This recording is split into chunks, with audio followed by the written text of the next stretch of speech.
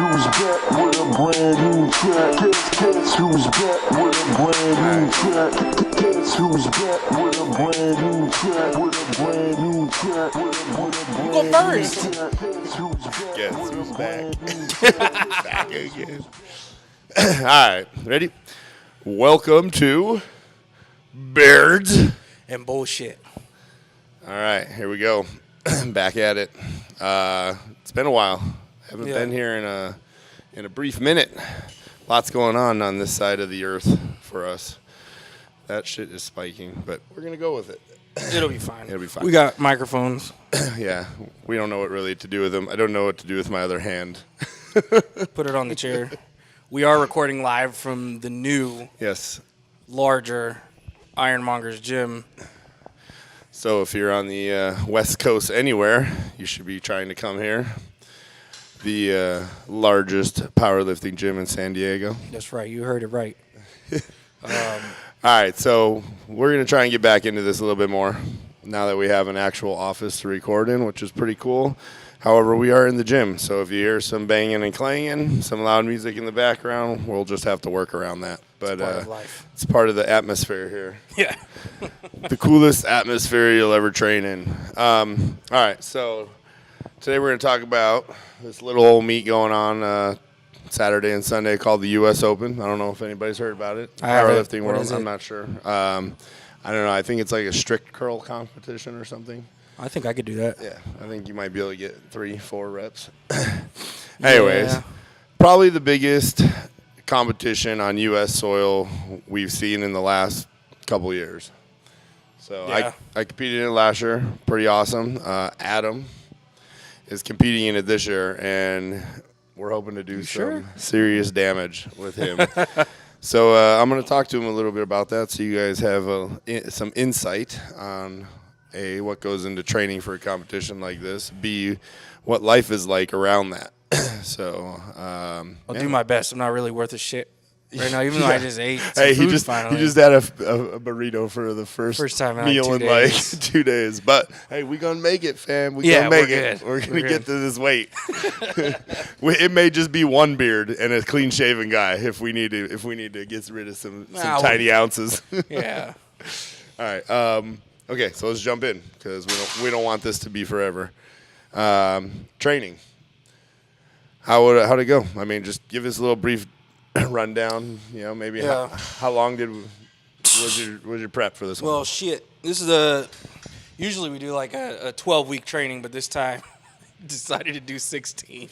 Never again. I will never do 16 weeks again. Pretty long. I mean, there's a reason I think we chose that. Yeah, there was. Off season was tough because I could only train 3 days a week because of demands from work and things like that, and obviously family stuff. So trying not to overstep too many boundaries or take too much time away when it wasn't really necessary. I definitely will do a shorter prep next time. But yeah, 16 weeks is obviously this is the biggest meet I've ever done. So we wanted to kind of get some work in and try some new things. And one of the things that we're going to talk about is just obviously this meet is classic raw. So you're in wraps, and it's been, 2 years since you've been in wraps? Yep, 2 years. So we wanted to give it a little bit more time. And, again, as your coach and the person you work with, I recommended we do that. Give us our, some time, longer prep with wraps, which, in my opinion, worked out really well. Worked out right. Yeah, not bad. But yeah, 16 weeks reps are definitely tough. And they beat you up. Yeah, I'd have to say we got pretty lucky as far as staying healthy with it. Yeah, that's usually the main issue with the long prep is you're just constantly beating your body down week in and week out, and by the time you get to the end, it's like you're hanging on for dear life. For sure. And this is where you, again, if you don't have a coach or if you use a coach, make sure you program in some good deload weeks and understand that programming can be pretty fluid or modular, where, hey, if you're not feeling it 1 week, then you gotta change stuff up. I actually did a deload this time. That was the first time I've ever done deload in a prep. No, but we did lighter weeks. Yeah, it wasn't. There was some weird timing there, but yeah, I mean, hey, like I said, it's take it as it comes type thing, and it worked well. Again, But as far as anything else, what else was different about this training versus? Your last meet was nationals a year ago, right? Yeah, a year ago in July was nationals, and still stuck with kind of the cube method. So for those of you who don't know, it's a heavy day, an explosive day, and a rep day. And in the beginning, I was doing 6 days a week, so it was 2 bench days, 2 squat days, and 1 deadlift, and then an accessory day, which, to be honest with you, I didn't do that many of the accessory days. Yeah, those are the optional days. This time around, which I thought I was okay. I think we backed off the double squats pretty early on. We'll get into why, I think, in a little bit here. But, no, 2 bench days. Usually do that all the time. So just pretty much that's the way we periodize training. And then as we get to the last couple weeks, we just went, like this time I think we went straight linear a little earlier than we have before.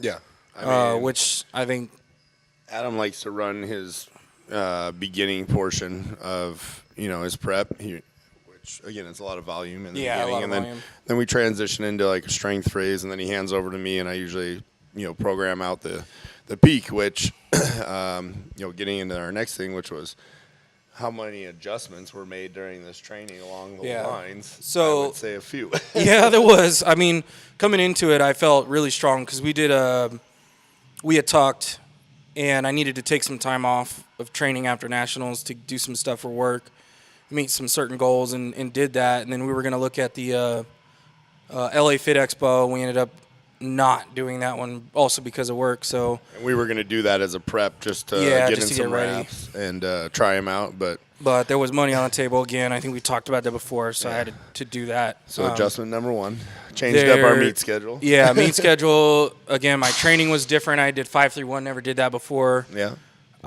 Really pushed the AMRAP stuff that's in there, which I actually enjoyed. So this prep, I went into this prep stronger than I have ever been before, hands down. I think I hit 430 for 6 reps on bench and 595 for 6 on squat, and probably could have done a little more if my form was better.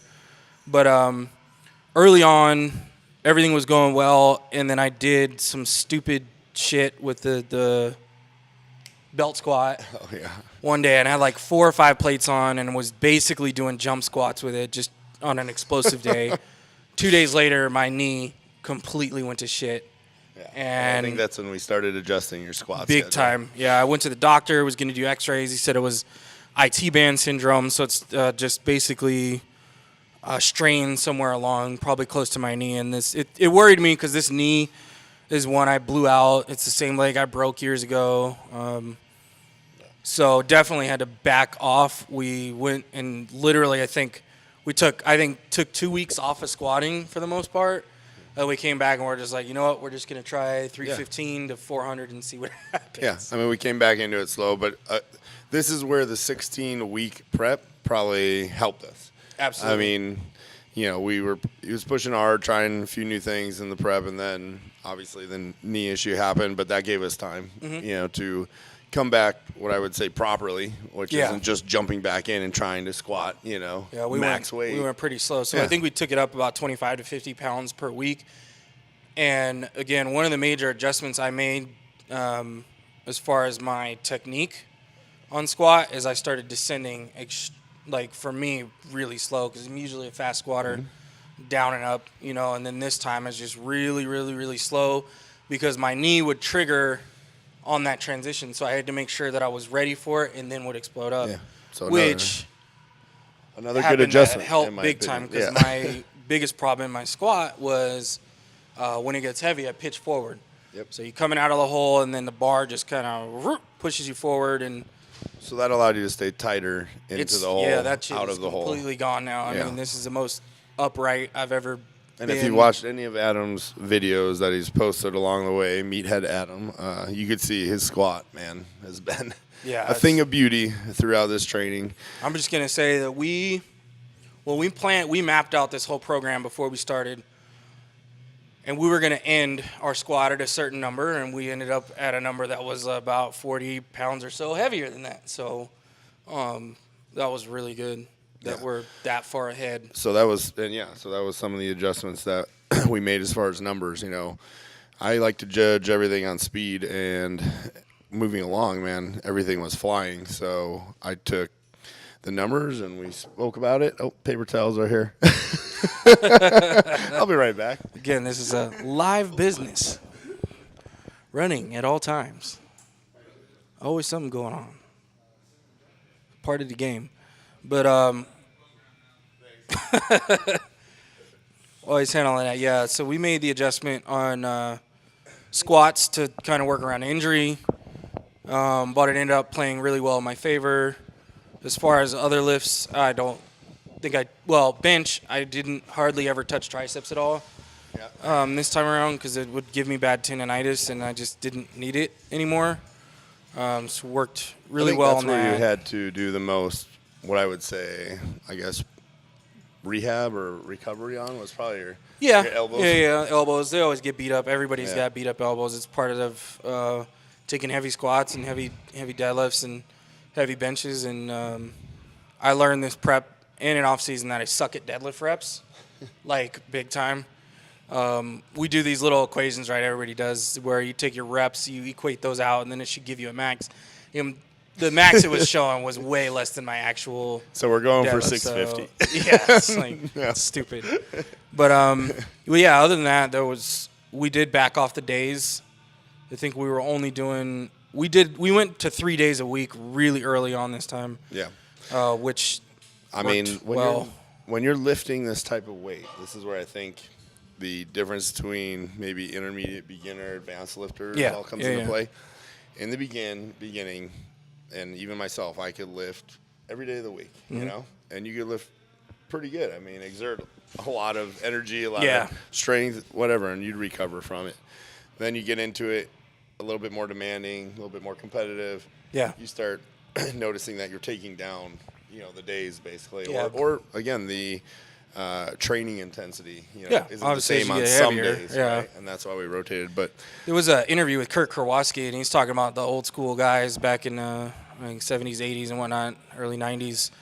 And as they would get closer to a meet, they said some days some weeks they would only train once a week. Yeah, I mean because the intensity was so high that I mean, one of my favorites was watching Efforting go for when he went for the world record. I think he only trained 2 days a week. Yeah. But he did 3 days a week rehab. Exactly. And mobility and all that. And that's, that's awesome. I mean, he was in his mid-40s. It's just crazy. But you're learning and seeing, and we've developed a pretty good pattern with you, I think. Yeah. We can recognize pretty early when we need to back off or when we can put the pedal down to the floor, Yeah. And this is our 5th prep, I think. Yeah, 5th prep for a meet. Yeah. Again, like you said, I usually handle my off-season stuff. Obviously, I'm here, and so he watches and everything like that, but the programming and then early on. But I think this time we really came together on the whole process from start to finish to see where we're going to end. And the focus, again, was purely just speed. And now we both know that my first set, so we would do like our top sets would be 3 sets, right? And just continually going up in weight, kind of like you would at a meet. And that's how we always program the last couple 5-6 weeks even. And again, it's straight linear. But we know that when the third one comes up, it's hard to judge the first 2. But when that third one comes up, it's always faster. Yeah. Adam is the let's get faster as we go, as the weight gets heavier, which definitely makes scary. It, like I said, if you're beginning coaching with somebody and they do that, it's going to throw you off. Good thing is I know Adam and usually can count on that 3rd or 4th, whatever, rep in the top set to be explosive and faster than anything I've seen, which it's funny. It throws people off in the gym here because they'll watch and they'll see us, first warm up and it looks like, it's fine. It's fast. It's not slow, but it's definitely not. Feels like crap. Yeah, it feels like shit. And then by the time we get to 500 or whatever on bench, and the thing flies off your chest, where everybody's like, "What the hell is he doing?"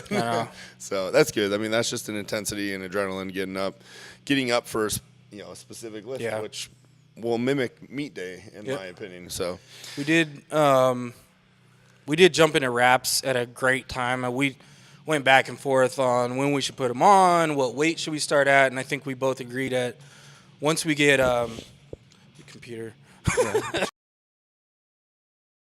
Reset. Yeah, reset. Okay.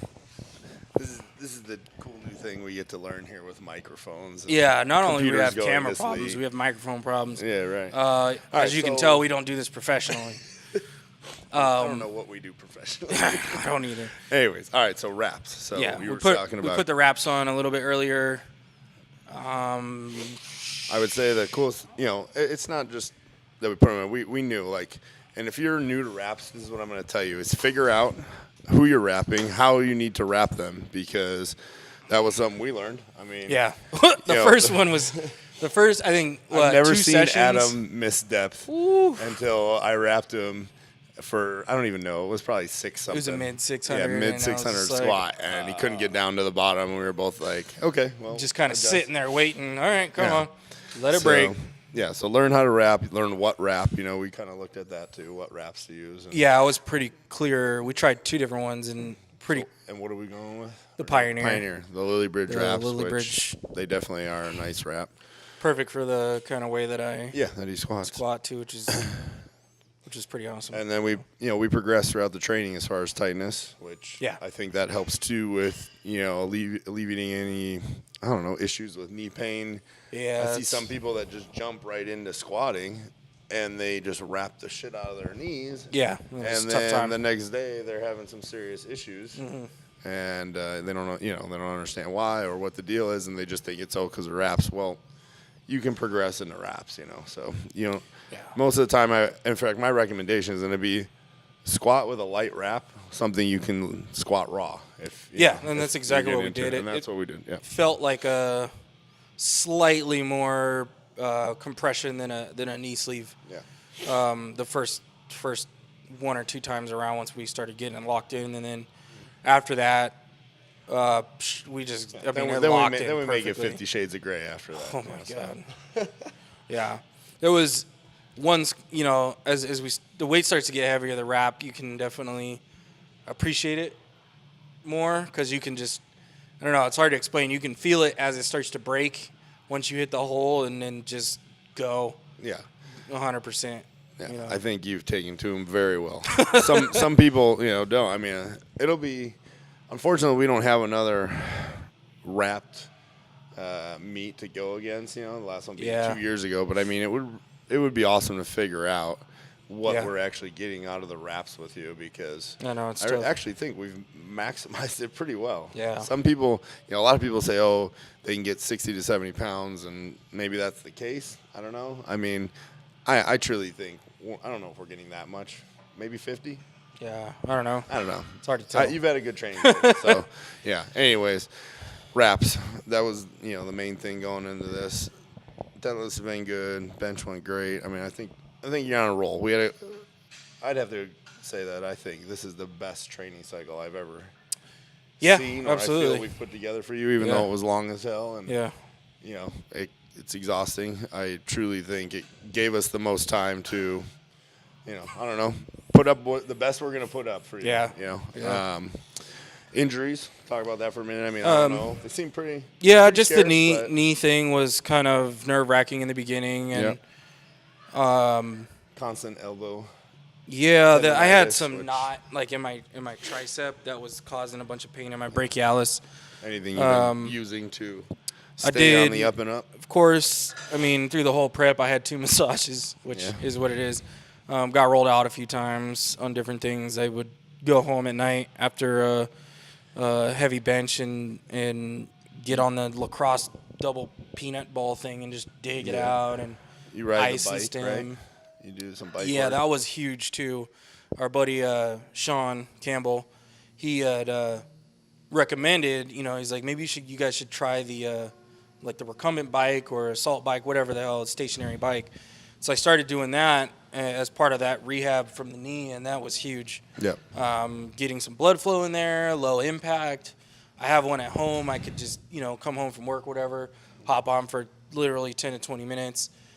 Even at that point, I was doing some HIIT stuff, so it'd be 30 seconds full blown, a minute, just really slow pace, and just kind of get a sweat going and stay conditioned too. Yeah. Excellent for recovery. worked for great, any of so- you out there that have issues, Yeah. with knee or just post squatting, try Yeah. it. Try it. I mean, I know, like I said, Mark Bell, Stanley, they're 10-minute walk, which is a good thing too. But it's Yeah, really just about started doing that. moving the blood. You know, That's the another legs. great point. As obviously the vertical diet and things like that have become more popular recently. I kind of jumped on that.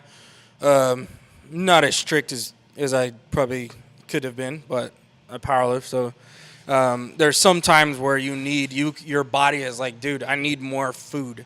I need more calories, and I was not going to get that eating rice and beef all day in some instances.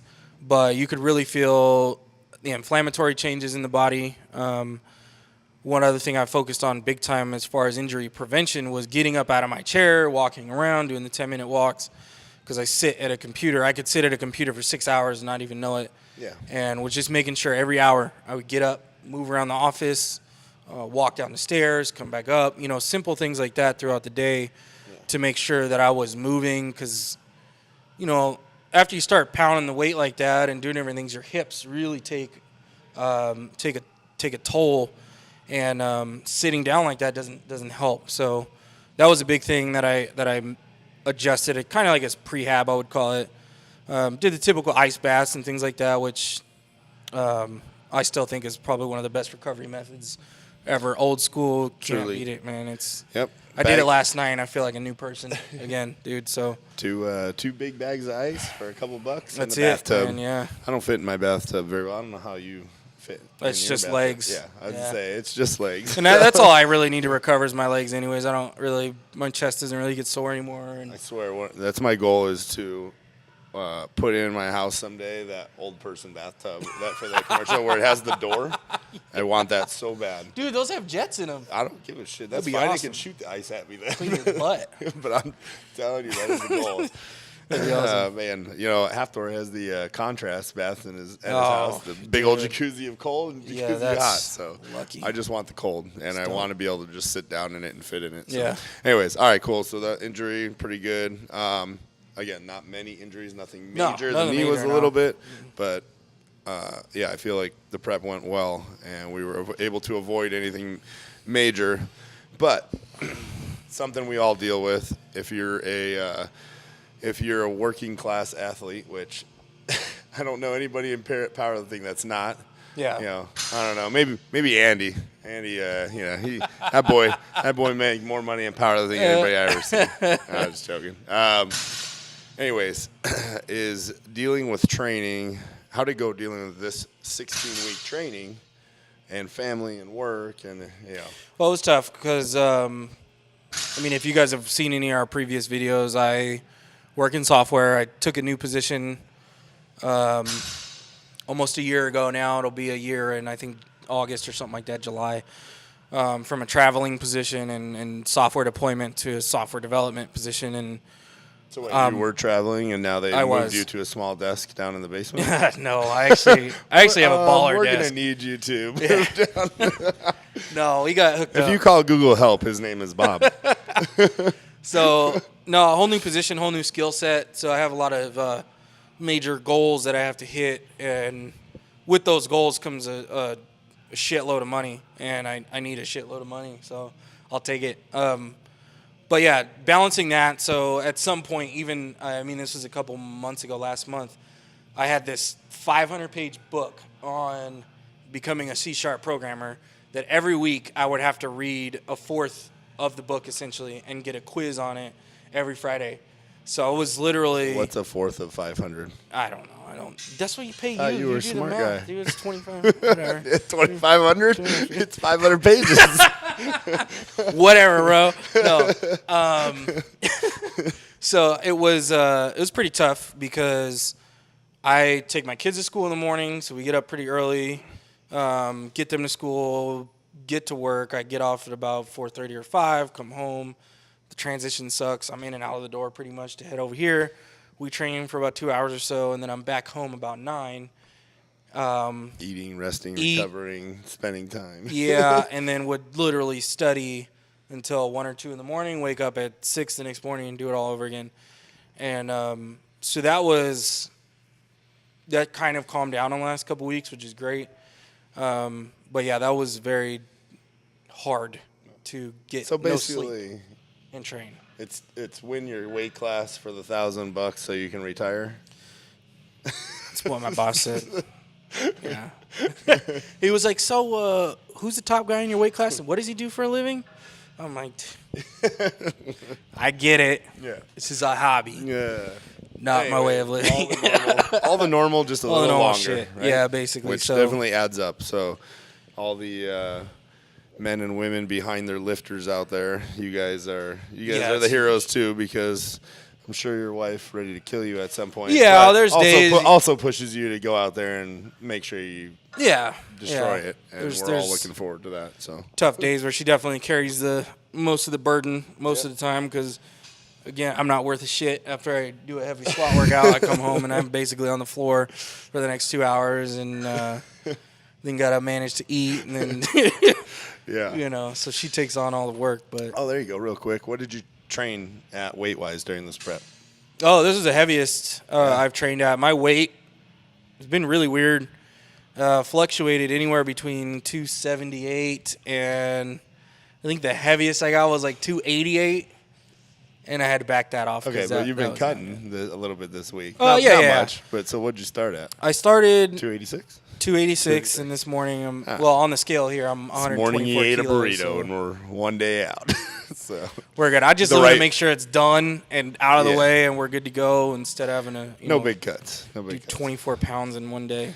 No thanks. Cool. All right, so let's get to the good parts. What are you looking forward to the most in this? This is the biggest meet you've ever been in. This is the most, I don't know, I would say pressure, but not pressure. Maybe just the most anticipated, I think, we've been to see you on the platform, as far as numbers. This is you're hoping for some pretty big things this weekend. I mean, if everything goes right, this could be a 200-pound jump from your last total. About that. Okay, so all right. So what are you looking forward to? So obviously the squat. I mean, that was the biggest surprise of this whole meet prep. I mean, I never imagined that I would have that much weight on my back and move it that fast. You know, as you go through like powerlifting, I always wonder what the guy's motivation is when they look at a bar and they're like, I want to squat 1,000 pounds. I want to squat 900 pounds. I'm just like living, like not dying is their motivation. Dude, I'm just like, if you would ask me 4 or 5 months ago, do you want to squat, 800 plus? I would have been like, oh, whatever. And now I'm like, yeah. Yeah. When can we go higher? Yes. And that's what it was like. And that was one of the adjustments we made along the way was your squat, actually. I mean, it was moving. And so we slowly crept it up a little bit more than we had expected. And now going into the meet, I mean, the numbers you're shooting for, man, it's not like unrealistic. It's not like he squatted 700 as a grinder and now we're going, hey, we're going to get 800. Yeah. I mean, not playing that game. We're going in knowing that you have a really good shot at your top numbers, which if you want to know what his top numbers are, come to the meet. Yeah, because he don't tell me. I don't even know. Because he doesn't know. Shit, I don't even maybe know. I know my openers, and I'm going to put that down on a piece of paper, and that's about all I need to do for the rest of the meet. And he does all the work. So, I got to lift the weight. And I don't do any of the work. I just tell him. I just honestly flip coins and pick numbers. Yeah, so it's good. I mean, looking forward to, obviously, the competition in general. It seems like it's going to be pretty good. Yeah. Obviously, we're chasing Andy because he is the number one guy in the weight class this time around. And I mean, he's the number one guy, but you always want this to. Is I truly believe it's a any given Sunday type thing. And yeah, absolutely. In these big meets, you never know what's watching gonna happen. all of them. Yeah, or at least I'll be watching all of them. Adam will be focused, I'm sure. But the whole 275 weight class is pretty solid, pretty awesome. There's probably. Including Andy, probably 2 or 3 other guys to watch out for. I know one of the guys has a really solid bench. His squat, I'm not too sure. Foster's, he's a good squatter, but he's not going in reps, so I think he's leaving a lot on the table. Even if he squats close to 800, he's still leaving a lot on the table from what he could do. His bench hasn't been great, so that's definitely going to be hard to come back from because my bench. Damn, Foster, what'd you do to him? Really he just want to bash you in this No. little interview. we talk all the time, dude. We talk. That's, you know what? And the thing I learned from this prep too, which is pretty cool, was all the guys at the upper levels like this, we all talk shit like, you know, everybody does, but there's a mutual respect. Like Andy and I are talking shit, but he comes here to train. You know what I mean? Yeah. Foster and I talk going back and forth, but we talk about, you know, what it's like to be a dad and shit like that, right? Sure. Even being, again, I'm not lifting in it, but yeah, Andy comes down here. I mean, I'll give him tips on his bench or help him wherever I can.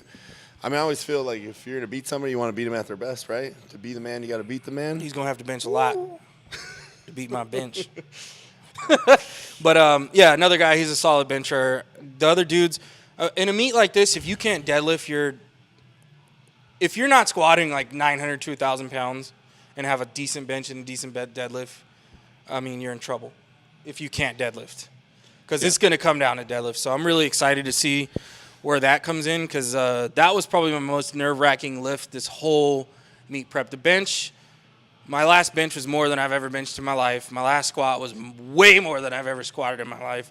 And my last deadlift was really close to my best. Yeah. And that at Nationals was a grinder. Not a grinder, but it wasn't as fast as normal. And the number I murdered we went much higher than we expected there. So I'm looking for a really good deadlift. I mean, should be very competitive with the rest of the class.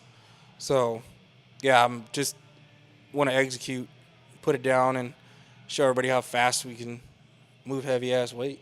I'm telling you, you guys are going to know who Adam is in the powerlifting world if you don't. I mean, we already know him in the YouTube world. I mean, he's famous. You know, Bears of Bullshit, 112 followers. I mean, shit. Sending me my checks. IRS came knocking. All right, so that's a good start. Good way to get back. I'll put the link for the free live stream down below, so you guys can check it out if you're not around. But if you are around, I think it's kernusopen.com for tickets. It's on Sunday. Use code MEAT. No code for Adam. Oh, I don't have a code. Actually, no code for Adam. So, anyways. Oh, wait. Should we unveil my sponsor pack, too? Is that like a fanny pack for you? I did get a singlet. I got a singlet. I would try it on, but it's a little tight. One of a kind for you. So I'm going to wear it tonight to stretch it out. All right. Yeah. Good to be back. Yes. And we got more shit coming. What do we got? Yeah, next? I don't know. Nothing.